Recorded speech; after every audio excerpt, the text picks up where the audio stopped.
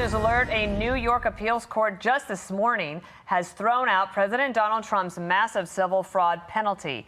The decision from a five-panel group in New York's appellate division changed the original decision that stood to cost Trump over $500 million.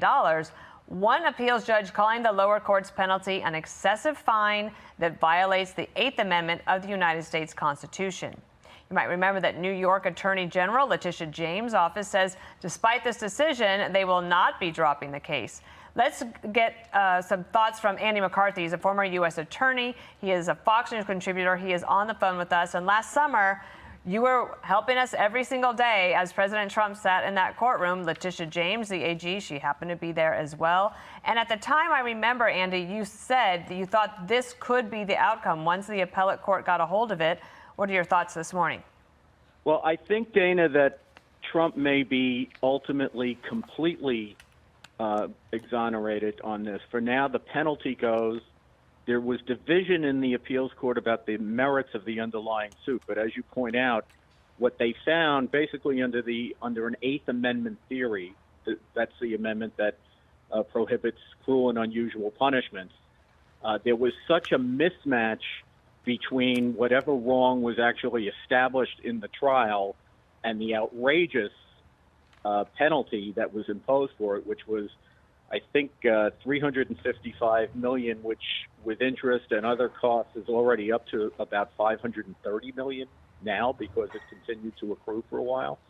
That was such a ridiculous mismatch between what the penalty was and whatever the wrong was that was established, that had to go.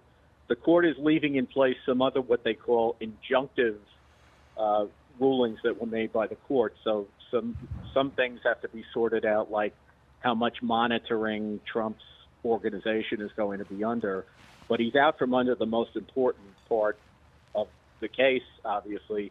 And I think there could still be an appeal to the highest appeals court in New York, the Court of Appeals, where they will deal with the question that seems to have vexed the appellate division, which is the whole merits of the case and whether Letitia James, the Attorney General in New York State, should have been able to use a consumer protection statute that had never been used in this way.